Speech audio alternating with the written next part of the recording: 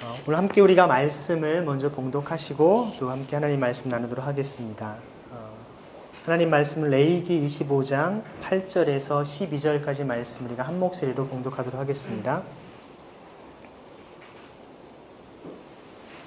레위기 25장 8절에서 12절 말씀 함께 읽겠습니다. 시작.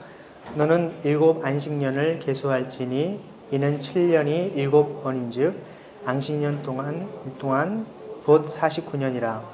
7째 달 열흘날은 속죄일이니 너는 뿔나팔 소리를 내되 전국에서 뿔나팔을 크게 불지며 너는 50년째 해를 거룩하게 하여 그 땅에 있는 모든 주민을 위하여 자유를 공포하라.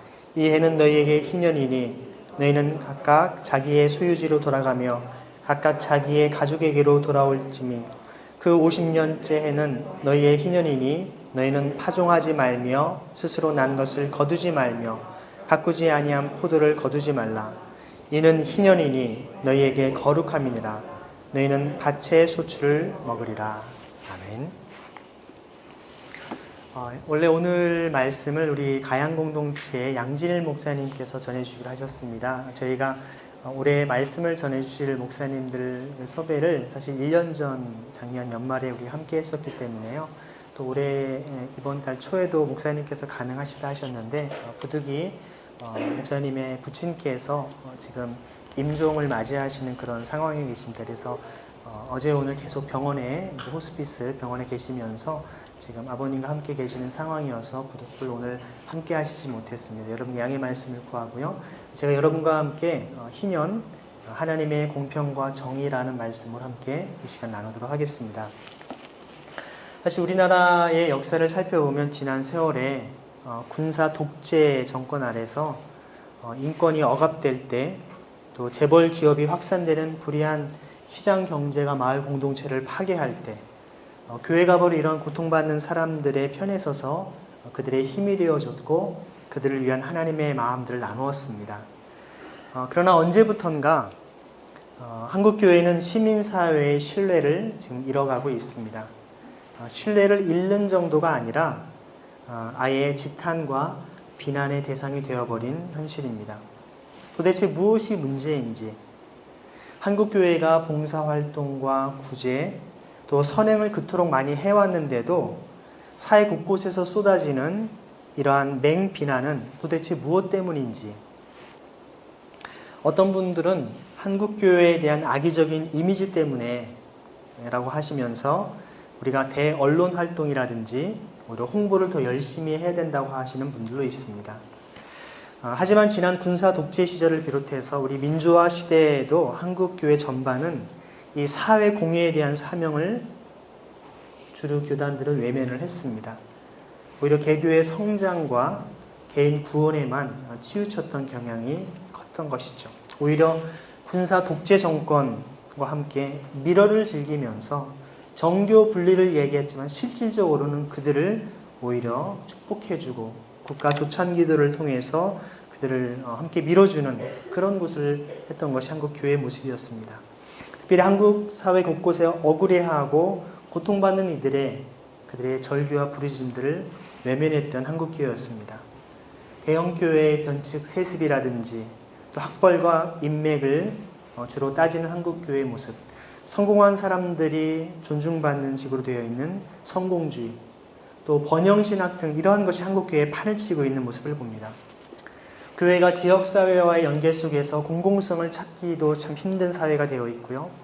또 깨어있는 역사의식도 제대로 찾아보기가 힘듭니다. 친일의 역사 이후에 계속해서 어떤 승자들에게 빌붙어서 어떤 그들의 삶의 성공만을 추구하는 많은 무리들이 한국교회 안에도 그대로 자리 잡고 있는 것을 보게 됩니다. 교회의 대형화라든지 외적인 치장에만 열을 올렸지 그리스도의 십자가를 짊어지는 삶은 교회에서 찾아보기가 힘든 오늘날의 현실을 봅니다. 중세의 타락한 교회처럼 영광만을 추구했지 그리스도의 십자가를 따르는 목회자, 그리스도인은 찾아보기가 힘든 오늘날의 현실입니다. 신학자 중에 니그렌이라고 하는 신학자가 있습니다. 그분이 쓴 책 중에 에로스와 아가페와 에로스라고 하는 책이 있는데요. 그 신학자는 종교개혁 이전의 중세의 신학을 에로스의 신학으로 얘기를 합니다. 즉 인간편에서 하나님을 향해서 올라가는 상향적인 신앙의 형태로 얘기했던 것이죠.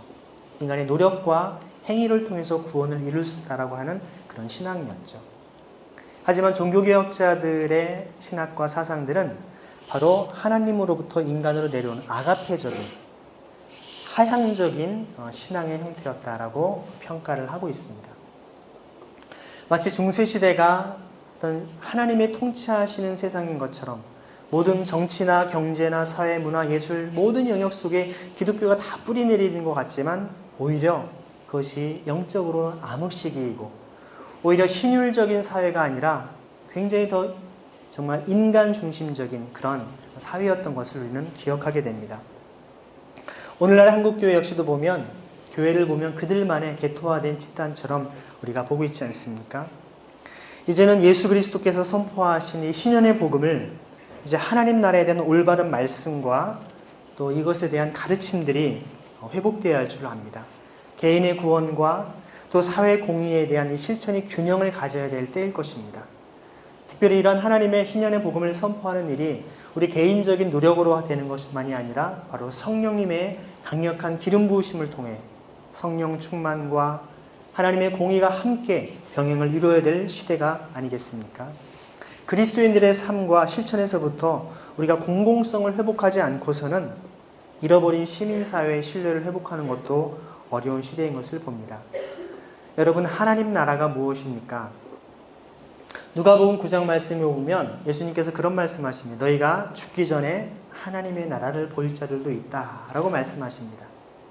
우리는 보통 하나님 나라 하면 죽고 난 다음에 가는 곳으로 생각을 합니다. 천국에 간다, 예수 믿고 천국 간다 라고 하는 이야기를 하죠. 하지만 예수님이 하셨던 그 말씀을 곰곰이 생각해 보면 적어도 죽고 나서 가는 곳이 하나님의 나라가 아니라 죽기 전에 하나님의 나라를 볼 것이라고 주님은 분명히 말씀하십니다. 즉 나라라고 하는 것의 3요소로 불릴 수 있는 영토, 국민, 주권 이 세 가지 가운데 하나님 나라는 이런 건물의 교회라든지 계속 제국주의적으로 선교 깃발을 꽂아가면서 하나님 나라를 확장하는 영토 확장이 곧 하나님 나라가 아닌 것이죠. 본질이 아닌 것이죠. 또 국민에 해당되는 하나님의 백성들이 많아진 것이 하나님의 나라 본질도 아닙니다. 그동안 한국교회는 교회 성장에 많은 치중을 해왔습니다. 교회 건물을 짓고 교육관을 짓고 땅을 사고 계속 이런 식으로 이것이 하나님 나라가 확장되는 것처럼 생각을 해왔습니다. 70년대 이후부터는 주요 선교단체들을 중심으로 사람들을 제자로 훈련시키고 일꾼을 세워가는 것이 하나님 나라라면서 사람을 중시해왔습니다. 물론 다 중요한 부분들입니다. 건물의 교회와 또 실제 거기 있는 사람들이 하나님의 제자로 훈련받는 것 중요한 일이지만 여러분 이스라엘 백성들이 애굽 땅에서 하나님의 강권하신 역사함 속에서 그들을 이끌어내신 이후에 가나안 땅에 들어가 그 땅을 차지하고 거기에 많은 이스라엘 백성들이 있었다고 해서 그것이 곧 하나님 나라였습니까? 예수님 당시 그 화려한 성전과 그 수많은 예배하는 이스라엘 공동체가 있었지만 예수님께서는 오히려 그들을 향하여서 하나님의 통치 원리인 공평과 정의와 사랑을 실천하지 않는 그들을 위해서 정말 그들을 향해서 돌 위에 돌이 하나도 남지 않고 다 무너질 것이라고 우리 독서를 퍼부으셨던 것을 우리가 볼 수 있지 않습니까? 오늘날에 수천억을 들이면서 교회의 건물을 짓고 수많은 성도들을 수만 명, 수십만 명을 자랑하는 교회가 있다 할지라도 그곳에 하나님의 공평과 정의와 사랑인 하나님의 통치 원리가 없다고 한다면 그것은 하나님이 다 토해내시고 다 그대로 흩어내신다는 것들을 기억해야 할 것입니다. 하나님의 나라는 영토, 국민, 주권과 핵심은 바로 하나님의 주권이 있어야 하는 것입니다. 하나님의 통치와 다스리심이 분명히 임해야 하는 것이죠. 오늘 우리가 찬양했던 많은 가사의 내용들이 하나님께서 우리를 통치하고 다스리신다라고 하는 그 고백들을 하고 있습니다. 여러분, 이스라엘이라고 하는 뜻이 무엇입니까? 야곱이 야복강에서 하나님과 씨름하여 결혼해서 이겼다라고 우리는 보통 많이 얘기를 합니다. 네, 그것은 그 실제 사건의 의미이죠. 이스라엘이라고 하는 히브리어의 원어의 뜻은 지금부터 영원까지 내가 너를 통치하고 다스리겠다라는 뜻이 담겨 있습니다. 여러분, 이스라엘, 야곱이라고 하는 한 인물이 그 전까지는 계속 계속 자기의 꾀로, 자기의 지혜로 삶을 살아왔습니다. 하지만 결국 형에게 죽을 줄도 모른다라고 하는 그런 두려움 속에 모든 재산과 심지어 아내들까지 다 내보내고 밤새 혼자 씨름하면서 주님 저 좀 살려달라고 울부짖던 그날 밤에 주님께서는 이제부터는 내가 너를, 지금까지는 너의 지식과 너의 경험과 너의 어떤 힘으로 이 땅을 살아왔지만 지금부터는 내가 너를 직접 다스리고 통치해서 영원토록 너와 함께 하겠다라고 하신 말씀이 바로 이스라엘이라고 하는 이름입니다. 너무나 귀한 이름이기 때문에 이스라엘 백성이라고, 우리도 영적인 이스라엘로서 이 땅을 살아가고 있지 않습니까? 하나님께서는 우리의 삶을 다스리기를 원하십니다. 하나님의 통치와 다스리심을 우리가 경험하지 않고서 아무리 큰 건물과 많은 사람들이 모였다고 해서 그것이 하나님의 나라가 아닌 것을 기억해야 할 줄 압니다. 마치 우리가 일제시대 때 우리가 여기 대한민국이란 땅이 다 있었고 대한민국 국민들이 다 있었습니다. 하지만 국가의 주권을 상실했을 때 우린 나라를 잃었다라고 이야기를 합니다. 우리가 비록 이 땅을 살아가고 있지만 하나님의 통치와 다스림을 받고 있다고 한다면 그것이 한 사람이든 소수의 사람이 갈지라도 그것이 곧 하나님의 나라인 것을 기억해야 할 줄 압니다. 주님께서 너희가 죽기 전에 하나님의 나라를 볼 것이라고 말씀하십니다. 여러분, 하나님의 나라를 본다는 것이 무엇일까요? 보통 하나님의 나라를 본다라고 주님이 말씀하시고서 그 다음에 나오는 누가복음 9장 말씀을 가만히 살펴보면 주님이 변화상상에서 놀랍게 변화되는 모습의 이야기가 나옵니다. 핵심은 예수님이 변화되신 영광스러운 모습을 보이고 있는 것이죠. 주님의 영광, 그리스도의 영광. 여러분, 하나님의 나라는 그리스도를 바라보는 것이고 그분의 통치와 다스림 속에 영광을 맛보는 것입니다. 하나님의 영광을 경험하는 것이죠. 여러분, 하나님의 영광을 맛보셨습니까? 보셨습니까? 성경에 수많은 하나님의 사람들이 하나님의 영광을 간절히 맛보기를 원했습니다. 경험하기를 원했습니다. 욥이라고 하는 인물이 구약시대에 얼마나 하나님 앞에 의로운 삶을 살았던 사람이었습니까? 그에게 재산이 다 잃게 되고 자식들도 죽고 심지어 자기 몸까지도 완전히 정말 다 병으로 고통을 당하는 그런 상황에 처하지 않았습니까? 그런 여러 시련과 고난을 통해서 마지막에 그게 하나님께서는 모든 것을 다 회복시켜 주십니다. 건강도 회복시켜 주시고 재산도 다 함께 풍족하게 해주시고 자녀도 다 다시 10명의 자녀를 낳게 하시죠. 여러분, 자녀가 10명이 있었는데 10명이 다 죽고 다시 10명의 자녀를 얻은 것이 여러분 복일까요? 물론 새로운 자녀들을 얻었기 때문에 복이라고 할 수 있겠지만 자식을 한 사람이라도 잃었다고 한다면 그 마음이 얼마나 고통이겠습니까? 한 사람도 아닌 10명씩이나 죽었습니다. 욥에게 단순히 그런 물질적인 자녀의 세상적인 성공을 경험했기 때문에 그것이 복이라고 말할 수 있을까요? 욥기 40장에 보면, 욥기 마지막 장에 보면 실제 욥의 진정한 복이 무엇인지를 얘기하고 있습니다. 내가 전에는 주를 귀로 듣기만 하였사오나 이제는 내가 친히 주를 배웠사옵나이다. 눈으로 직접 주님을 보았다라는 것입니다. 주님의 영광을 보았다라는 것이죠. 욥이 그런 시련과 인내와 고통을 통해서 경험한 것이 바로 하나님의 영광을 보았던 것입니다. 하나님의 사람인 모세도 그토록 간절히 갈망하고 바랬던 것이 주님의 영광을 보기를 원했던 것입니다. 신의 산, 하나님의 산에서 실제로 그러한 엄청난 하나님의 십계명을 받고 돌아왔을 때 정말 금 송아지를 만들어 우상 숭배하는 모습을 굉장히 대노하면서 깨트려버리고 다시 그 80이 넘은 노인이 40일 동안 금식 기도를 하고서 다시 40일 동안 올라가지 않습니다. 죽음을 각오하고 올라갑니다. 주님께서는 뭐라고 말씀하십니까? 더 이상 내 백성으로 삼지 않겠다. 이들을 다 쓸어버리고 너를 통해 새로운 민족을 일으키겠다 하시죠. 그때 모세는 제사장적인 중보 기도를 합니다. 주님, 이 백성들을 주님의 백성으로 삼으시고 이들과 함께 가시옵소서 간구합니다. 이들을 이곳에 다 쓸어버린다면 주님이 영광되지 않지 않습니까? 이스라엘 이방 사람들이 욕하기를 여호와 하나님은 고작 이들을 이 광야로 다 끌어내서 그들 다 죽이려고 데리고 나오셨냐? 하나님 영광 가리지 않겠습니까? 또 하나님이 언약으로 약속하셨는데 이 백성을 약속의 땅에 들이신다고 했는데 그 약속을 하나님 지키셔야 하지 않습니까?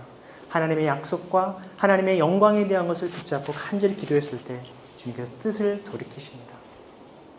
그리고 나서 하나님께서는 천사들을 통해 그들과 함께 가겠다라고 말씀하십니다. 내 백성들과 함께 가라. 모세는 다시 기도합니다. 하나님, 저의 백성이 아니라 하나님의 백성입니다. 하나님의 백성과 함께 친히 동행해 주십시오. 하나님과 동행하지 않으면 우리가 아무 의미가 없습니다. 간절히 간구합니다. 하나님은 그 기도도 들어주시죠. 마지막에 모세가 또 무슨 요구를 합니까? 세 번째는 하나님, 주님의 얼굴을 뵙기를 원합니다. 주의 영광을 보기를 원합니다. 간구합니다. 주님 어떻게 하실까요? 그것도 허락해 주십니다. 어떻게 합니까? 바위 틈에 그를 숨기시고 하나님이 지나가십니다. 여러분, 바위 틈이라는 것은 무엇일까요? 반석을 얘기합니다. 반석은 성경에 그리스도를 상징하죠. 그리스도께서 십자가상에서 자신을 다 찢으시고 피를 다 흘리심을 통해서 우리에게 생명을 부으신 것처럼 바로 반석 되신 그리스도, 십자가에 달리신 그리스도를 통해서 하나님을 뵐 수 있다라고 하는 사건을 모세를 통해 보여준 것입니다. 이처럼 모세, 욥, 수많은 하나님의 사람들이 그토록 간절히 바라고 열망했던 것이 주님의 영광을 보는 것이고 하나님의 통치와 다스림을 간절히 구했던 것입니다. 이처럼 오늘날의 우리의 신앙의 삶 속에서 간절히 구해야 할 것은 다른 어떤 것도 아닌 하나님의 통치와 하나님의 영광을 구하는 삶을 주님은 살기를 원하십니다. 여러분의 마음속에 어떠한 비전과 꿈을 품고 있습니까? 여러분과 같은 많은 젊은이들의 모습 가운데 보면 꿈과 비전이 없으면 그냥 세상 흘러가는 대로 따라갑니다. 여러분, 똑같은 파도가 친다 하더라도 수영을 하는 사람 그 파도를 보고 기겁을 합니다. 도망가죠. 하지만 윈드서핑을 하는 사람은 그 큰 파도가 오면 오히려 더 멋진 묘기를 부리면서 윈드서핑을 하지 않겠습니까? 하나님의 사람은 세상의 여러 세파와 역경들이 올 때 하나님을 향한 온전한 믿음으로 하나님의 비전을 품고 더 멋진 아름다운 일들을 감당하는 것입니다. 파워 웨이브라고 하시는 것이죠. 강력한 하나님의 물결을 오히려 거슬러 올라갈 수 있는 삶을 살아가는 사람이 바로 그리스도인인 것입니다. 성경에 백성이 실제로 비전이 없으면, 묵시가 없으면 정말 방자에 행한다라고 이야기를 하고 있습니다. 우리말로 말하면 배가 산으로 가는 꼴이 되는 것이죠. 여러분의 삶 속에 여러분의 인생을 결정하고 여러분의 인생의 삶을 추동시키는 바로 여러분 그 동기가 무엇입니까? 여러분의 성공입니까? 아니면 여러분이 어렸을 때 받던 상처 때문에 이 상처를 내가 악착같이 딛고서 내가 성공하리라 하는 그것입니까? 가난 때문에? 우리 여러분이 어떤 건강 문제 때문에, 여러분 가지고 있는 어떤 컴플렉스 때문에 그것을 극복하기 위해 여러분의 삶을 악착같이 살아가고 있지는 않습니까? 마치 삭개오처럼 그것이 여러분 마음 깊은 곳 가운데 하나님 나라에 대한 열망을 품고 나아갈 수 있기를 소망합니다. 하나님의 통치와 다스림 가운데 살기를 원합니다. 그 열망의 길을 소망합니다. 주의 나라가 이 땅에 임하여 달라고 여러분의 주기도문 때마다 했던 그 기도, 주님이 이 땅에 우리에게 가르쳐주신 기도의 가장 핵심적인 하나님의 통치와 다스림이 이 땅에 임하게 하여 주옵소서 간구하는 그 기도가 여러분의 기도가 되기를 소망합니다. 그것은 우리가 주님 앞에 간절히 청원하는 것뿐만이 아니라 주님, 제가 이 땅에 하나님의 나라를 이루고 성취하는 삶을 살겠습니다라고 하는 나의 결단과 실천적인 각오가 포함된 기도이기도 합니다. 하나님의 통치와 다스림. 한번 옆에 분에게 인사하실까요? 하나님의 나라를 실천하는 삶을 삽시다. 인사하겠습니다.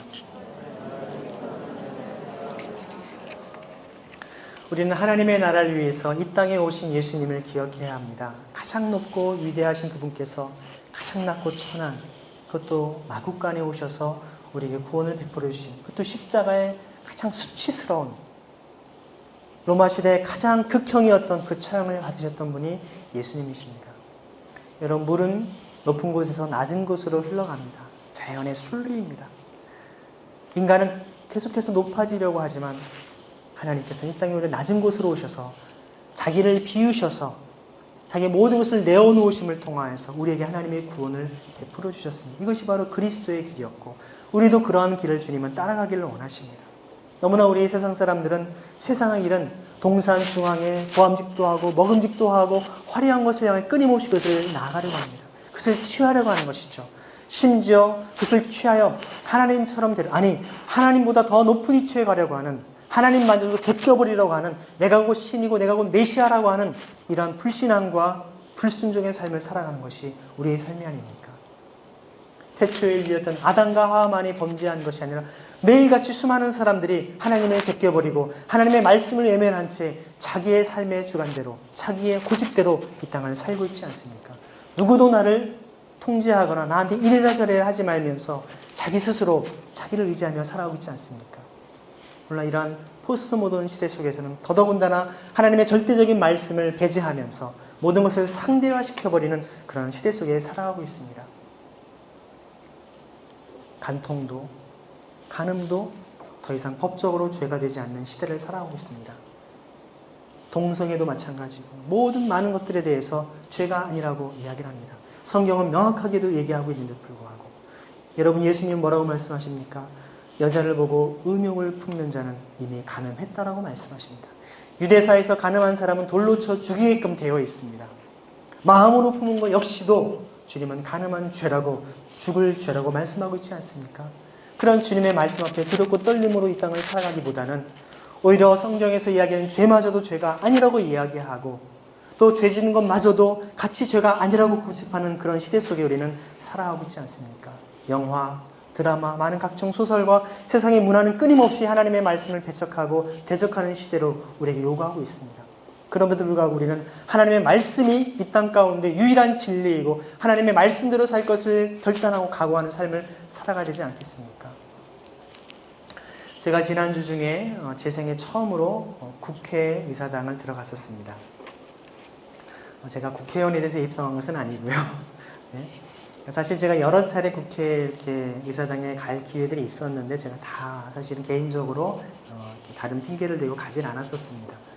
여러 가지 세미나도 있었고 여러 좋은 자리도 많이 있었지만 제 생에 한 번도 가보진 않았습니다.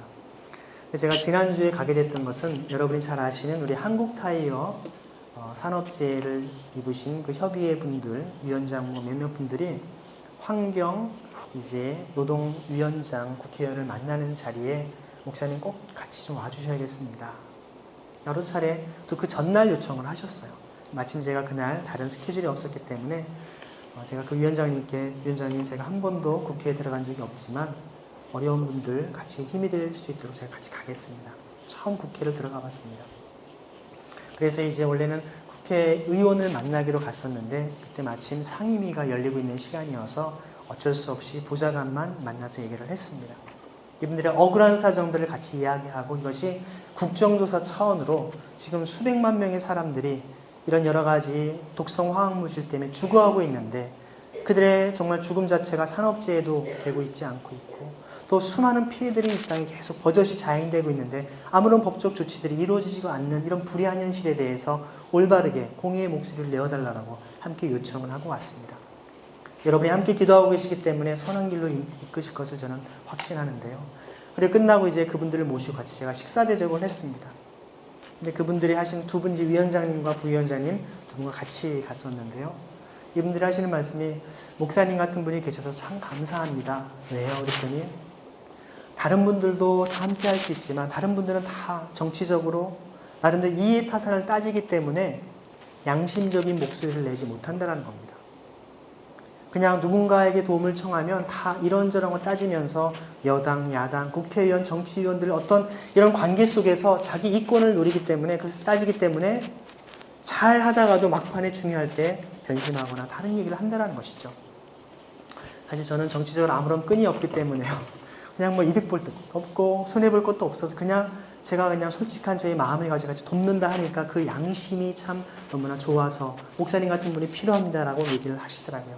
개인적으로 참 감사했지만 저의 마음에 참 안타까움이 있었습니다. 양심의 목소리를 내지 못하는 오늘날 시대. 목회자들마저도 많은 정말 여러 가지 정치사회 곳곳에 많은 지도자들이 양심의 목소리를 내기보다는 오히려 그들의 이권이 휘둘려서 제대로 된 목소리를 내지 못하는 그 시대에 대한 안타까움.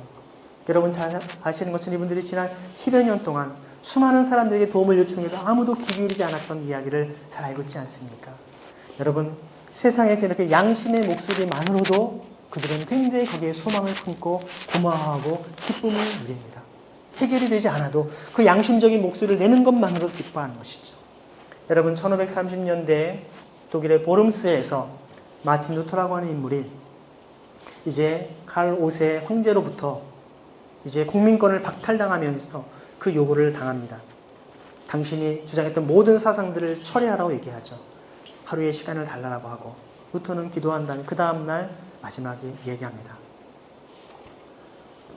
하나님의 말씀으로 혹은 내 양심을 설득시키지 않는다면 절대로 나는 내 양심과 내 신앙의 고백을 처리할 수 없다라고, 주님 내가 여기 있사오니 나를 도우소서 라는 고백으로 자기 마지막 이야기를, 결론을 마칩니다. 하나님께 대한 신앙과 하나님 말씀에 대한 신앙과 양심을 내가 거스를 수 없다라고 하는 신앙 고백을 하지 않습니까? 여러분, 단순한 양심 차원도 인간은 언제나 바뀔 수밖에 없는 연약한 존재입니다. 하지만 변치 않은 하나님의 말씀에 대한 신앙을 토대로 해서 우리가 밀고 나아간다면 그것은 세상에 어떤 것도 감당할 수 없는 놀라운 변화를 주님은 일으키시는 것입니다. 바로 십자가를 따라가는 순교의 신앙으로 결단할 때 모든 불의와 죄악에 대해서 하나님의 말씀의 공의로, 아무리 합헌이고 아무리 합법이라 할지라도 하나님의 말씀에 비춰서 이것은 불의합니다, 이것은 아닙니다라고 외칠 수 있는 양심과 신앙의 목소리를 주님은 찾고 있지 않겠습니까? 그러한 차원에서 하나님께서는 이 시대에 하나님의 공의의 목소리를 내기를 원하십니다. 하나님의 그 통치 원리가 이 땅에 나타나기를 주님은 원하십니다. 아까 말씀드린 하나님의 나라는 하나님의 통치 원리라고 했습니다. 하나님의 나라의 통치 원리를 시편 97편 2절에는 이렇게 얘기를 합니다. 실제로 주의 보좌의 기초는, 하나님의 보좌의 기초는 공평과 정의라고 분명히 이야기를 하고 있죠. 여러분, 공평과 정의, 여러분에게 자주 말씀을 드렸는데요. 히브리어로 뭐라고 얘기했습니까? 미슈파트와 쓰다까라고 얘기를 했습니다. 혹 여러분 가운데 처음 온 분이 계실 수 있기 때문에요. 미슈파트라고 하는 것은 재판하다, 변론하다, 변호하다라고 우리가 어떤 번역할 수 있는 단어라고 말씀드렸습니다. 그런데 그 단어가 고아와 과부와 나그네를 미슈파트하라 할 때도 똑같이 사용된 단어인데요. 여러분, 고아와 과부와 나그네를 어떻게 합니까? 우리가 신원한다라고 얘기합니다. 신원하는 것은 그냥 어떤 절대적인 물리적인 차원의 중립을 지키는 것이 아닙니다. 적극적으로 약자를 보호하고 옹호하고 심지어 두둔하기까지 할 수 있는 것이 바로 미슈파트의 의미인 것입니다. 돈이 많은 사람들 속에서 가난한 사람들, 권력이 있는 사람들 속에서 약자를 향하여서 우리가 그들을 돕는 것입니다. 올바른 바른 메시지를, 바른 판단을 하는 것입니다. 그래서 구약성경에 보면 사람들은 외모로 취하지만 나는 중심을 본다라는 그 말씀은 그 외모라고 하는 것이 얼굴이 잘생겼냐 못생겼냐가 아닙니다. 그 원래의 의미를, 문맥을 놓고 보면 뇌물을 취한다든지 그 사람의 권력을 본다든지 이런 걸 통해서 재판을 어그러지게 하는 것들, 그렇게 하나님은 하지 않으신다는 것이죠. 하나님 올바른 재판을 주님은 원하십니다. 솔로몬이 그토록 간절히 간구했던 그 지혜를 구했던 지혜도 어떠한 지혜입니까? 이 많은 백성들을 올바르게 미슈파트할 수 있는 지혜를 제게 허락해 주옵소서. 하나님의 올바른 통치 원리인 미슈파트를 하게 해달라고 기도했던 것이 바로 솔로몬의 기도였기 때문에 주님은 너무나 하나님의 통치 원리에 합당한 간구를 했던 그 솔로몬에게 덤으로 많은 축복들을 함께 허락하시지 않습니까? 여러분, 하나님께서 아브라함을 통해서 창세기 18장 18절과 19절에 보면 하나님이 왜 아브라함을 부르셨는지 그 이유를 말씀하십니다. 내가 그로 그 자식과 건수에게 명하여 여호와의 도를 지켜 의와 공도를 행하게 하려고 미슈파트와 쓰다까를 행하게 하려고 그를 택했다라고 말씀하십니다. 하나님의 통치 원리인 미슈파트와 쓰다까를 행하게 하려고 그를 택했다라는 것이죠. 그와 그 자손들이 복의 근원이 되게 한다라고 하는 그 복의 근원의 실체는 바로 하나님의 통치 원리를 하나님의 사람을 통해 행하기를 원하는 것입니다. 여러분이 믿음의 자손이고 아브라함의 자손이라고 말할 수 있지 않습니까? 그럼 여러분을 통해 주님은 무엇을 하기를 원하실까요? 여러분을 통해 미슈파트와 쓰다까를 하기를 원하십니다. 그 다음에 미슈파트는 올바르게 재판하는 것이라고 한다면 쓰다까는 무엇일까요? 마음을 같이 하는 것입니다. 마음을 같이 하는 것. 이웃과 마음을 같이 하는 것이 성경에는 긍휼, 자비 이렇게 번역이 되어 있습니다. 하나님을 향하여 마음을 같이 하는 것을 믿음이라고 표현되어 있고요. 하나님께서 우리를 향해 마음을 같이 하는 것을 의라고 이야기하고 있습니다. 아브라함이 여호와를 믿으니 여호와께서 그의 믿음을 의로 여기셨다. 그 의가 바로 쓰다까입니다.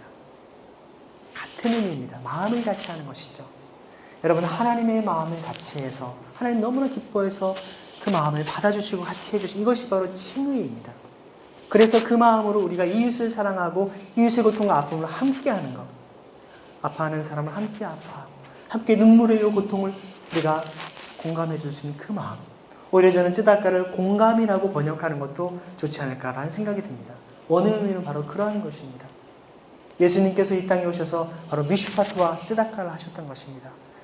불의한 것에 바른 재판하셨던 것. 그래서 그토록 바리새인과 그 종교 지도자들 앞에서는 그들을 책망하시고 오히려 그 당시에 약자 소외된 사람들을 적극적으로 기도하면서 그들의 편이 되어주셨던 것입니다. 이것이 바로 미슈파트의 삶이었던 것이고, 또한 아파하는 사람들, 병든 사람들, 귀신 들린 사람들을 함께 친히 안수하시고 그들을 보듬어 안으시면서 함께 눈물을 흘리시면서 주님이 그들을 회복시키셨던 것입니다. 오늘날 교회가 해야 할 것은 바로 하나님의 통치 원리인 미슈파트와 쯔다카를 우리는 회복해야 됩니다. 예레미야 9장에서는 실제 예레미야 선지자를 통해서 무엇을 기뻐해야 되는지를 말씀하십니다. 나 여호와를 자랑하라. 세상의 것들, 용맹이나 부나 힘이나 이런 것들 자랑하지 말고 정말 하나님께서 이 땅에 공평과 정의와 사랑을 실천하는 것을 기뻐하라고 자랑하라고 말씀하십니다. 미슈파트와 쯔다카와 헤세드를 함께 말씀하고 있는 것이죠.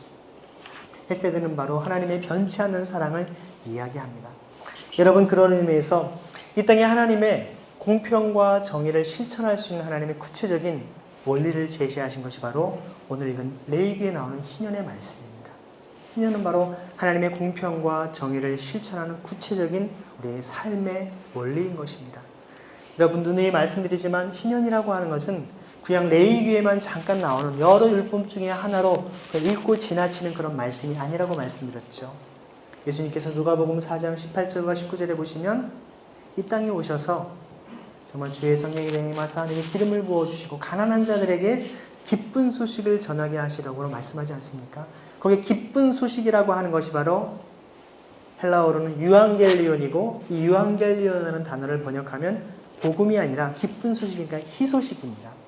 희소식 혹은 희음이라고 번역할 수 있는데, 그것이 바로 주님께서 그 뒤에 바로 주의 은혜의 해를 전파하려 함이라 말씀하신 주의 은혜의 해, 바로 희년과 안식년을 포함하는 의미인 것입니다. 가난한 사람, 병든 사람, 이들에게 기쁜 소식은 바로 하나님의 안식과 하나님의 희년이 선포되어야 되는 것입니다. 그런 의미에서 안식년과 희년을 간략하게 살펴보면 그렇습니다. 여러분, 안식일은 7일마다 돌아오죠. 모든 사람들이 노동 가운데 시달리는 삶에서 이제 하루를 쉴 수 있는, 단순히 쉬는 것이 중요한 것이 아니라 하나님께서 6일 동안 창조하시고 제7일 쉬심을 통해서 그 날 전체를 거룩하게 하셨습니다. 하나님을 기억하고 창조주 하나님을 기억하면서 그분을 예배하고 그분 앞에 우리의 삶의 시간을 다시 회복시켜드리는 그 날이 바로 안식일인 것이죠. 우리 사람만이 아니라 하나님이 창조하신 모든 피조물로 하여금 우리를 창조하신 창조주의 영광을 다시 올려드리는, 그분께 모든 영광과 존귀와 찬양을 올려드리는 것이 바로 안식일의 의미가 아니겠습니까? 그리고 안식년은 어떠한 의미가 있습니까? 7년마다 안식년을 갖습니다. 안식년이 되면 먼저 땅을 쉬게 하죠. 땅에서 나는 모든 소산의 열매들을 원래 주인들이 먹지 않고 그 땅의 고아와 과부와 나그네와 같은 약자들이 그 소산을 직접 거두어 일해서 가질 수 있도록 하나님이 은총을 허락해 주십니다. 거기에 하나님의 깊은 배려와 사랑이 담겨 있죠, 여러분. 아무리 가난한 사람이라 할지라도 무조건 부자들에게 얻어먹는 것으로만이 아니라 자기가 땀 흘려 수고한 것을 거둘 수 있는 은혜를 하나님께서 허락하신 것이 바로 안식년입니다. 그리고 안식년을 신명기 말씀에 보면 또 다른 의미로 신명기 15장 1절에 보면 면제년이라고도 불립니다. 무엇을 면제해 주는 것일까요? 모든 각종 부채로부터 그들을 면제해 주는 것이죠.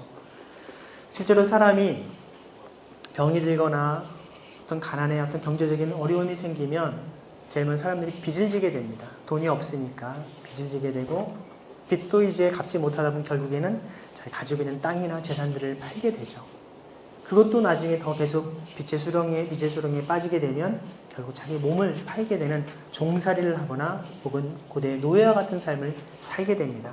그래서 하나님께서는 이런 인간이 하나님께서 창조하신 하나님의 형상대로 회복되지 못한 삶을 살아가는 사람들을 원래대로 다시 회복되기를 주님 원하십니다. 회복을 시키기 위해서 하나님은 안식년이 되면 이 사람들의 모든 부채를 다 탕감해 주길 원하시고, 또 이들이 노예에서부터 그들을 자유케 되기를 주님은 원하십니다. 노예로부터 자유케 되는 것, 이것이 바로 여러분 안식년의 중요한 것입니다. 7년마다 아무리 노예 생활을 했다 할지라도 7년 동안 일을 한 것이면 그 사람의 모든 대가를 다 지불했다라고 하나님은 보시는 것이죠. 모든 부채, 빚도 다 탕감해 주라는 것입니다. 그런데 실제로 사람들이 7년째가 돼서 혹시라도 어려운 사람들이 도움을 청할 때 그것을 외면할까봐 주님 몇 번에 걸쳐 말씀하십니다. 신명기 15장에 보면 이런 말씀을 하십니다. 가난한 형제가 너와 함께 거주하거든 그 가난한 형제에게 내 마음을 완악하게 하지 말고 내 손을 움켜쥐지 말고 반드시 내 손을 그에게 펴서 그에게 필요한 대로 쓸 것을 넉넉히 꾸어주라고 말씀하십니다. 9절에는 이렇게 얘기하십니다. 바로 7째 해 면제년이 가까이 왔다고 하고 내 궁핍한 형제를 악한 눈으로 바라보며 아무것도 주지 아니하면 그가 너를 여호와께 호소하리니 그것이 내게 죄가 되리라. 안식년이 가까운데 지금 꾸어달라. 내년 되면 면제해 줘야 되거든요. 이런 것에 대해서 우리가 손을 움켜쥐지 말라는 것입니다. 10절에 너는 반드시 그에게 줄 것이요 줄 때는 아끼는 마음을 품지 말 것이니라. 11절에 또 말씀하십니다. 너는 반드시 내 땅 안에 내 형제 중 곤란한 자와 궁핍한 자에게 내 손을 펼칠지니라 말씀하십니다. 여러분 어떠합니까? 여러분 주변에 있는 어렵고 힘든 사람을 위해서 여러분 손을 펼치고 계십니까? 아니면 움켜쥐고 계십니까? 실제로 보니까 여러분 오늘날 20대 청년들의 개인 평균 부채가 약 1,500만 원 이상이 된다고 하면 평균이 그렇다고 합니다. 그러면 사실 부채가 없는 사람들을 포함한다면 어떤 사람은 보통 2천, 3천씩 있다는 얘기죠. 오늘 대부분의 사람들이 취업을 하기도 전에 벌써 이런 청년 실신, 신용불량자가 되어 있는 경우들을 참 많이 보게 됩니다. 이들이 올바른 직장 생활을 하기도 전에 벌써 신용불량자가 되어서 아무런 경제활동도 할 수 없는 파산 직전에 가 있는 혹은 파산을 해야만 하는 그런 경우들이 많이 있다는 것이죠. 이들에게 어떻게 해야지 정말 올바른 경제생활을 할 수 있겠습니까? 하나님의 통치 원리인 희년의 원리들은 먼저 부채 탕감이 전제되어야 되는 것입니다. 대부분의 사람은 악성 고리대에 시달리면서 처음에는 등록금이나 생활비라고 하는 수백만 원의 작은 돈으로 시작됐는데 나중에는 것이 수천만 원으로 계속 불어나지 않습니까? 그래서 이 함께하는 희년함께에서는 희년은행을 통해 이런 악성 고리대에 시달리고 있는 청년들에게 무이자 대출을 한 300만 원 정도를 하고 있지 않습니까? 먼저 그 악성 고리대를 먼저 갚도록, 그래서 이런 계속 이자가 불어나는 이런 불의한 현실 속에서 빨리 나올 수 있는 도움을 주고 있는 것이죠. 성경에 바로 면제년, 바로 안식년의 규제에 따른 것입니다. 규례에 따른 것이죠. 이처럼 안식년을 통하여서 부채를 탕감해주고 노예를 해방시켜주는 일을 해야 되고, 이제 7번째 안식년이 지난, 즉 7이라고 하는 숫자는 여러분 성경에서 완전수를 의미합니다. 안식년이 완전히 7번이 되고 난 그 다음 날을 주님께서 오늘 말씀에서처럼 뭐라고 합니까? 희년으로 삼으십니다. 오늘 여러분이 읽으신 말씀 레위기 25장 8절에 이렇게 얘기하죠. 너는 7 안식년을 계수할지니 이는 7년이 7번인 즉 안식년 7번 동안 곧 49년이라. 49년 안식년이 지나고 나서 이제 그 7째 달, 그 다음이 되는 이스라엘 달력으로 7월 10일에 해당되는 그날이 바로 속죄일이라고 얘기합니다. 이스라엘의 대속죄일, 욤 키프르라고 불리는 날인데, 그때 너는 뿔나팔 소리를 내되 전국에서 뿔나팔을 크게 불지며, 여러분 뿔나팔이라고 하는 것이 바로 양각나팔인데요. 이 양각나팔을 히브리어로 함께 따라 볼까요? 요벨입니다. 요벨. 요벨이라는 단어가 영어로 주빌리고, 이 주빌리가 바로 희년이라고 하는 단어입니다. 여러분 그래서 양각나팔, 마치 여러분 우리가 일제 압제로부터 8.15 광복 해방의 기쁨을 온 민족에게 다 알린 것처럼 그 해방의 기쁜 소식과 같은 것이 바로 50년마다 돌아오는 바로 희년인 것입니다. 이것이 바로 속죄일에 이루어졌다는 것도 굉장히 중요한 의미가 있습니다. 예수님께서 십자가상에서 우리 모든 죄를 다 사해 주신 대제사장으로서 우리 모든 죄를 사하셨던 것처럼 실제로 이러한 양각나팔을 부른 요벨나팔을 불음을 통하여서 모든 부채 탕감과 그리고 모든 노예로부터 해방함과 그리고 그들에게 잃어버린 토지에 대한 권리를 다시 돌려주는 이 세 가지가 한꺼번에 이루어지는 날이 바로 희년인 것입니다. 그래서 뭐라고 얘기합니까? 이 너는 뿔나팔 소리를 내되 전국에서 뿔나팔을 크게 불지며 10절에 너희는 50년째 해를 거룩하게 하여 그 땅에 있는 모든 주민을 위하여 자유를 공포하라. 희년이 선포될 때 진정한 자유가 있는 것입니다. 여러분. 아무리 정치적인 신분의 해방이 진정한 자유가 아닙니다. 경제적인 토지에 대한 권리와 모든 부채 탕감과 그들의 모든 것이 함께 회복되지 않는 이상 진정한 자유가 없다라는 것이죠.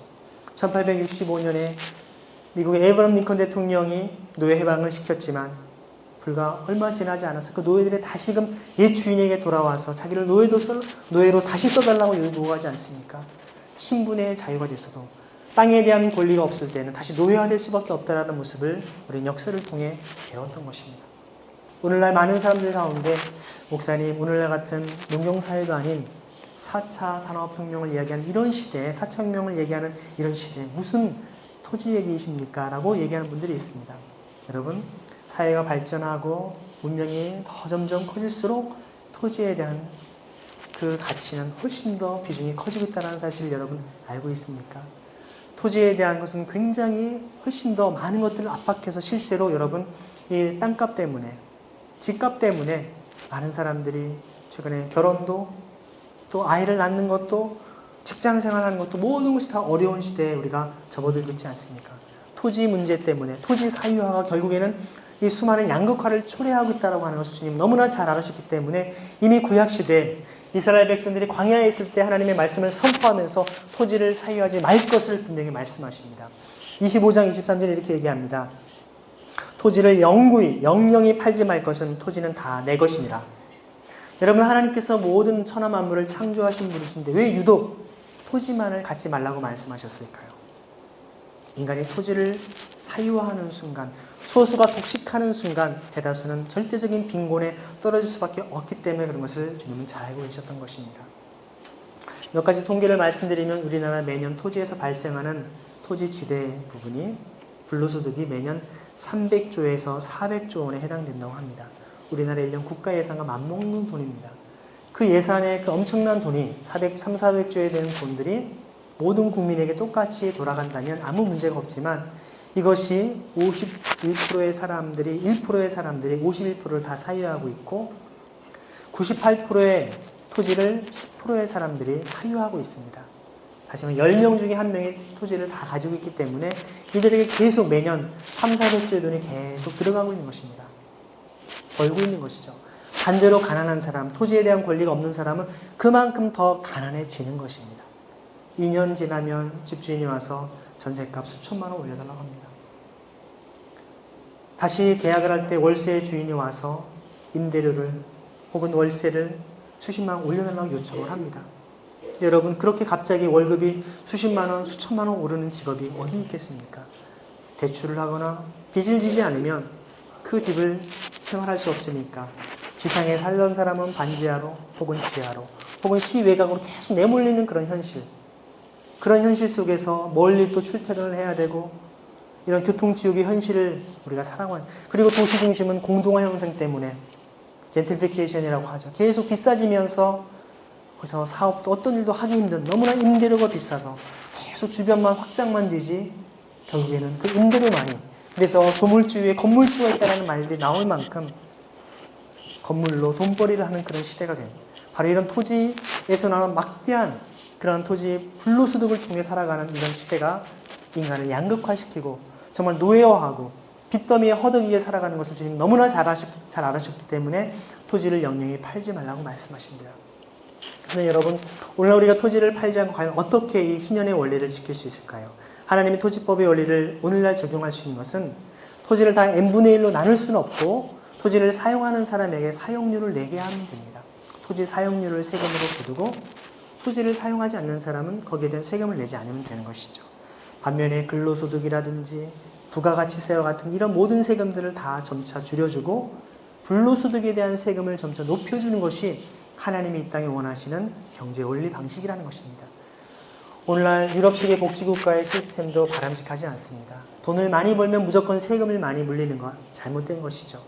땀 흘려 벌어들인 것은 다 자기가 갖게 하고 근로소득은 사유하게 하고 땀 흘리지 않고 벌어들인 불로소득을 사회가 공유하게 하는 사회가 하나님의 공의에 합당한 그런 경제 원리가 아니겠습니까? 이런 하나님의 희년의 원리가 이 땅에 이루어지기를 주님은 원하십니다. 한 예로 여러분, 미국의 알래스카주에서 APF라고 하는 것이 있습니다. 알래스카 퍼포먼트 펀드라고 하는 것이 있는데요. 그 석유가 나오는 엄청난 자원에서 실제 필요한 모든 것들을 다 학교도 짓고 도로와 공공시설을 투자하고 남는 돈들이 매년 생기죠. 이것을 알래스카 주에 사는 주민들에게 n분의 1로 나눠주기 시작했습니다. 어떤 일이 벌어진지 아십니까? 실제로 제가 유학 온 학생에게 물어봤더니만요. 1년에 1인당 최소 1,000불에서 많게는 3,000불씩을 돌려받는답니다. 그 학생의 경우는 5가족이었대요. 가족 식구가 어린아이부터 어른까지 1년에 대략 평균 한 10,000불 정도를 받는다는 겁니다. 원로 나누면 한 달에 얼마씩 받는데 우리 돈으로 돈 100만 원씩을 계속 정부로부터 그 주정부로부터 받는 것이죠. 모든 세금을 다 내고서도 오히려 돌려받는 돈이 그만큼 많다는 것입니다. 그러면 어떤 분들은 그렇게 얘기합니다. 목사님, 거기는 석유가 있잖아요. 여러분 아까 말씀드린 우리는 석유가 없어도 토지에서 발생하는 지대가 매년 300조에서 400조 원입니다. 300조만 잡아도 우리나라 5천만 명으로 나누면 1인당 600만 원에 해당되는 돈입니다. 저는 4인 가족입니다. 4인 가족이면 1년에 2,400만 원. 월로 나누면 월 200만 원씩 돌려받을 수 있는 엄청난 불로소득이 매년 발생하고 있는데 문제는 엄청난 돈이 소수에게만 계속 들어가고 있는 것입니다. 오늘날의 많은 사회 양극화가 심각한 나라들도 보면 대부분 소수의 사람들이 대다수 토지를 독점하고 있기 때문에 그런 일들이 벌어지고 있다는 것입니다. 하나님은 이러한 인간이 토지 사유화를 통해서 엄청난 인간의 사이 양극화와 불의가 발생한 것을 반드시 아셨기 때문에 분명히 일어날 것을 아셨기 때문에 지금 토지 사유를 금지시키셨던 것입니다. 이런 하나님의 공평과 정의를 실제로 실천할 수 있는 삶의 기본적인 것이 하나님의 희년의 원리를 주님 인하기를 원하셨던 것이죠. 예수님께서 그래서 주의 은혜의 해를 선포하러 왔다. 바로 안식년과 희년을 선포하러 이 땅에 오셨다고 성경은 우리에게 말씀을 하고 있습니다. 오늘 우리의 삶의 시스템과 많은 제도들을 보면 자본주의 사회는 끊임없이 인간의 그런 최소의 비용으로 최대의 효과를 누리는 것을 강조하고 있는 시대를 살아가고 있습니다. 그러다 보니 그런 경제 원리 가운데에서 어떻게 합니까? 땀 흘리지 않고 벌어들일 수 있는 불로소득을 누리는 것들을 당연시 여기고 그것이 오히려 지혜로운 사람인 것처럼 얘기를 합니다.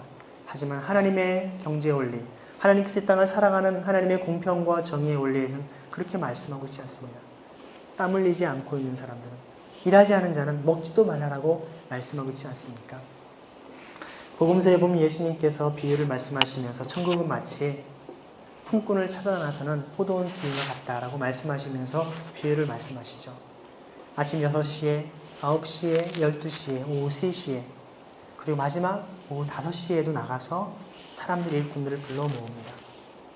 그리고 마지막 1시간밖에 일하지 않은 사람을 먼저 한 데나리온을 하루치 일당을 주게 되죠. 뒤에 있는 사람은 더 받을까 굉장히 기대를 했는데 뒤에는 똑같이 한 데나리온을 받습니다. 굉장히 그가 화를 냅니다. 아니 어떻게 하루 종일 태양 밑에서 12시간을 일한 사람과 1시간 일한 사람 똑같이 취급하냐라고.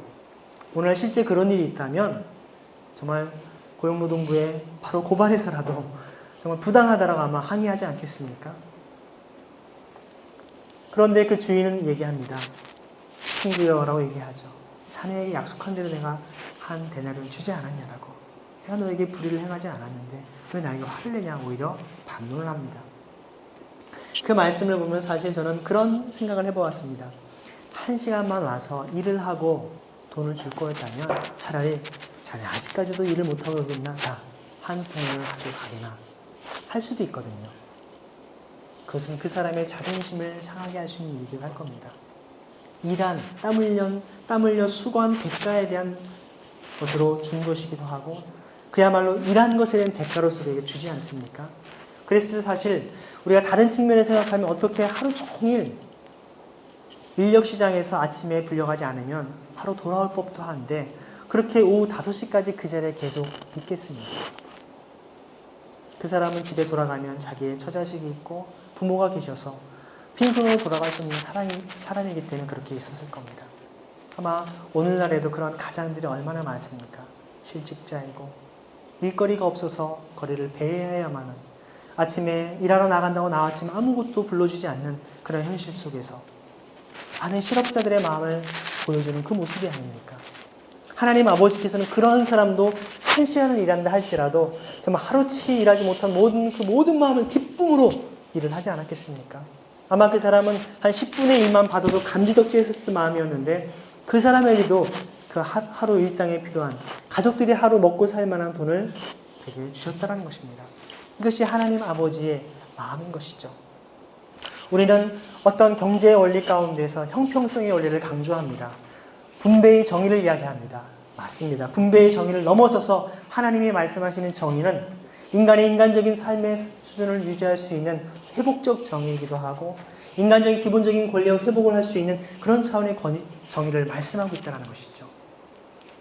아마 거기 또 한 가지 여러분이 잘 살펴보면 그 말씀 속에서 왜 하나님께서 예수님의 비유의 말씀을 통해 일찍 온 사람부터 한 대례를 줬다면 그 기쁘게 받아서 갔을 겁니다. 마지막에 오히려 받은 사람이 감사합니다 하고 갔을 텐데 굳이 순서를 거꾸로 했을까? 욕먹을 일을 자처한 것이죠. 왜 그랬을까? 곰곰이 생각해보면 아마 처음에 아침 일찍부터 일할 수 있었던 사람은 건장하고 등치가 좋고 힘이 좋은 사람이었을 것입니다. 그 사람이 어느 날 병이 들거나 몸을 다쳐서 제대로 일할 수 없는 날이 왔을 때 아무도 자기를 써주지 않는 그런 어려운 날이 닥쳐올 때가 있을 것입니다. 그 사람도 마치 오후 5시까지 아무도 자기를 쓰지 않는 하지만 집에는 맨손으로 돌아갈 수 없는 그런 처지가 있었을 때 그 누구를 떠올릴 수 있을까요?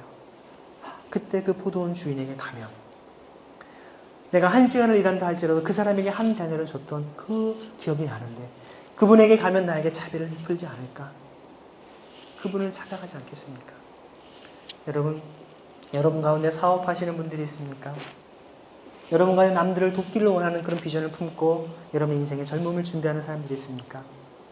1시간을 일했다 할지라도 그래도 똑같은 하루에 필요한 것을 채워주는 그 포도원 주인의 마음으로 여러분들이 하나님의 일들을 감당하시기를 소망합니다. 그것은 바로 만나를 허락하셨던 이스라엘 그 신앙 공동체의 모습과 똑같은 것입니다. 아침에 일찍 일어나서 만나를 구할 수 있는 사람도 있었지만 몸이 아프거나 노역자거나 어린 그런 집안에 있는 사람들의 경우는 그것을 구하지 못했을 것입니다. 이틀치, 3일치 쌓아봤자 다 썩어 없어집니다. 그것은 누구의 것입니까? 쌓아놓는 것은 내 것이 아니죠. 손을 펼쳐서 아침에 식사를 하지 못한 양식이 없는 그들을 찾아가서 함께 공유하고 제가 나눔이라고 표현하지 않습니다. 함께 공유하고 그들의 권리를 돌려주는 그들 것을 마땅히 주는 반환해주는 역할을 감당해야 되지 않겠습니까? 이것이 바로 이스라엘 백성들이 40년 동안 함께 서로가 함께 공동으로 생활할 훈련을 했던 것이 바로 광야의 생활이었던 것입니다. 이집트에서는 그냥 곳간에 쌓아놓고 주인에게 잘 보이면 그냥 먹고 살 수 있는 것이었지만 매일같이 하나님이 주시는 만나를 거두지 않고서는 그들이 살 수 없었고 쌓아두지 않고 남은 것은 반드시 오늘 먹지 못한 사람의 것임을 깨닫고 그들을 찾아가서 돕고 섬길 수 있는 삶을 살게 하시지 않았습니까? 주님께서도 뭐라고 말씀하십니까? 주기도문에서 오늘 우리에게 일용할 양식을 주옵시고 기도하라고 말씀하십니다. 여러분은 하루치 양식을 구하고 있습니까? 아니면 한 달치 양식을 구하고 있습니까? 요즘에는 연봉, 아니면 평생 안정된 것들 여러분 구하고 있지 않습니까? 여러분 우리의 마음속에 정말로 하루치 양식을 일용할 양, 데일리 브레드를 구할 수 있는 삶을 살아야 주. 그것은 주님 오늘 저에게 필요한 의식주 문제를 해결하고 남는 모든 의식주는 제 것이 아니고 오늘 굶주리고 먹지 못한 사람들, 가난과 절망 속에 있는 사람들의 것임을 고백합니다. 그들의 것을 마땅히 돌려주고 반환하겠습니다라고 하는 신앙의 결단의 기도이기도 한 것입니다. 뿐만 아니라 주님 오늘 일용할 양식을 누리지 못하는 저 가난과 절망 속에 있는 사람들을 주님 은혜를 베풀어 주시고 저를 주님의 통로로 사용하셔서 그들을 섬기게 해 주옵소서라는 그런 삶의 실천의 고백이기도 한 것입니다. 게다가 육의 양식뿐만 아니라 영적인 양식으로도 복음으로 그들 하나님의 양식을 전할 수 있는 저의 통로가 되길 원합니다. 결단할 수 있는 고백이 되어야 되는 것이죠. 우리 너무나 많이 쌓아두며 살아가고 있습니다. 여러분은 무엇을 보며 안정을 누리고 있습니까? 여러분 통장이 제로가 되어 있습니까? 기뻐하십시오. 하나님께서 여러분을 채우시기 때문에 그렇습니다. 하나님이 여러분을 돌보심을 경험할 수 있는 절호의 기회임을 여러분 생각하십시오. 목사님 그런 경험 안 해보셔서 모르지 않게 저도 그런 경험들을 많이 해봅니다. 간당간당하고 아무것도 없을 때 하나님 너무나 적시에 너무나 적절한 타이밍에 하나님이 그것을 채워주시는 분임을 고백하게 됩니다. 제가 이전에 간증했었죠. 제 아내가 뭐라고 고백했다고요? 여보, 이런 생활 정말 스릴 넘친다고. 여러분, 스릴 넘칩니다. 돈이 많고 통장에 돈이 쌓여있으면 그거 의지합니다. 하나님께 기도할 필요 없습니다. 여러분, 통장에 쌓여있지 않고 항상 간단하면 하나님께서 오늘은 어떻게 채우실까? 하나님의 새로운 역사를 기대하게 되고, 저 혼자만 위해 살아가는 것이 하나님, 오늘 저런 다른 필요한 분들을 어떻게 도와야 됩니까? 이들에 대한 필요한 섬김들을 돕기를 원하 주님 도와주십시오. 하나님께 놀라운 방법을 채우십니다. 가장 최근에 간증을 하나 하겠습니다. 바로 엊그제 저에게 온 메일입니다. 목사님 어떤 글을 보다 보니까 주변의 학생들 간에 아직도 식사를 제대로 못해서 예전에 식권 지원을 했었던 일이 있다고 하는데, 목사님 식권 지원이 지금도 필요합니까? 여전히 지금 식사를 못하고 있는 대학생들도 많고 어려운 친구들 많습니다. 그러면 목사님, 제가 올 9월부터 1년에 300만 원씩 보내드릴 테니까 학생들에게 식권을 지원해 주십시오. 고맙습니다. 저희 교회로 보내십시오 하고 오늘 메일을 보냈습니다. 어제 오늘 바로 며칠 전에 있었던 이야기입니다. 제가 다른 학생들의 주님, 그들의 일용할 양식을 주시옵소서 기도할 때 하나님은 제가 전혀 예상하지 못한 어떤 다른 도움의 손길을 통해 제가 그 돈을 먹습니까? 제가 거기서 얼마나 취해서? 아니죠. 그대로 다른 사람의 통로로 쓰임받도록 하나님이 사용하십니다. 제가 부족하고 연약해도 우리 하나님 그 가운데에서 또 다른 사람의 필요, 어려움들이 있을 때 그들을 도울 수 있는 통로로 사용하시는 것이죠. 너를 축복의 통로, 복의 통로로, 복의 근원으로 삼으신다라고 하는 여러분을 통해서 하나님의 공평과 정의와 사랑의 주님 흘러가기를 원하십니다. 움켜쥐고 쌓아두고 있으면서 악착같이 그것만을 의지하는 삶. 주님께서는 하나님과 재물을 겸하여 섬길 수 없다라고 합니다. 여러분이 재물을 의지하는 순간 하나님을 제껴버리는 것이죠. 하지만 하나님만을 의지할 때 우리가 재물을 진정으로 다스릴 줄 아는 것입니다. 친구들과 함께 커피숍에 가서, 식당에 가서 몇만 원씩 식사비를 내고 내가 낼게 하면서 쓰지만, 정작 집 앞에 찾아온 주변에 있는 어려운 사람, 노숙자나 이러한 구걸하는 분에게는 단돈 1,000원짜리 한 장도 꺼내는데 벌벌 떨고 있는 우리의 모습 속에 있는, 또한 가난과 절망 속에 있는 많은 사람들의 이야기를 들어도 마음에 전혀 고통도 아픔도 느끼지 못하는 우리의 굳어진, 완악해진 우리 마음들, 주님은 다시금 이 땅에 하나님의 통치 원리, 공평과 정의와 사랑을 실천하기를 원하십니다. 하나님의 교회 공동체가 어려운 사람들을 위해서 함께 그들을 어떻게 돕고 섬길 것인가, 어떻게 하나님의 마음으로 한국교회와 한국교회 모든 크리스찬들이 이 세계 열방의 수많은 어려운 사람을 돕고 하나님의 귀한 사명을 감당할지를 가슴으로 같이 기도하고 부르짖는 그런 간구가 되어야 되지 않겠습니까? 하나님, 오늘 이 시간 여러분을 향하여서도 말씀하신 줄을 믿습니다. 여러분을 향한 마음속에 내가 세상적인 성공을 위해서, 세상적인 명예를 위해서, 많은 돈벌이를 위해서 살아가는 인생이라 하지만 주님은 그것이 우리의 진정한 목적이 아님을 말씀하십니다. 하나님의 통치가 이 땅에 온전히 임할 수 있는, 하나님의 공평과 정의와 사랑을 구체적으로 실천할 수 있는 통로로 여러분이 쓰임받기를 원하십니다. 먼저 여러분 속에 있는 여러분의 통장을 제로로 만들 수 있는 습관을 가질 수 있기를 소망합니다. 하나님께 여러분을 통해 새로운 일을 행하실 것들을 기대할 수 있기를 소망합니다. 그래서 여러분, 다른 사람을 도울 수 없는 그런 재정적인 상황이 할지라도 여러분이 땀 흘려 수고하고 아르바이트를 해서라도 도울 수 있는 그런 삶을 살아가기 시작할 때 하나님께 여러분을 통해서 새로운 치유심과 돌보심을 경험하시기를 간절히 소망합니다. 기도하겠습니다. 이 시간 기도하실 때 하나님, 우리 마음속에 너무나 불안하고 근심하고 걱정하는 삶을 살아온 우리의 죄를 이 시간 용서하여 주옵소서. 하나님께서 우리에게 하나님을 향한 사랑으로 가득하길 원하시고 주님만으로 만족하고 주님만을 기뻐한다라고 우리가 말로는 열심히 고백하지만 정작 우리의 삶에서는 하나님 의지하지 않고 내 쌓아둔 통장, 부동산, 부모의 재산 이런 것들을 바라면서 우리가 안주하고 있지는 않았습니다. 아니, 어차피 내가 그런 것이 없어서 나도 저렇게 성공해야지 악착같이 그런 것을 목표로 하면서 우리의 인생을 살아오지 않았습니까? 하나님께서는 이 시간 우리의 마음속에 다른 어떠한 열망보다도 하나님의 통치에 올린 공평과 정의와 사랑을 여러분을 통해, 여러분의 섬기는 가정과 교회를 통해 그 일을 감당하기를 원하십니다. 하나님, 우리 마음속에 하나님 나라에 대한 열망으로 가득 차게 하여 주옵소서. 하나님의 나라가 이 땅에 온전히 임할 수 있도록 지금 저의 삶을 사용하여 주시고 함께 붙잡아 주옵소서. 같이 시간 합심해서 기도하도록 하겠습니다.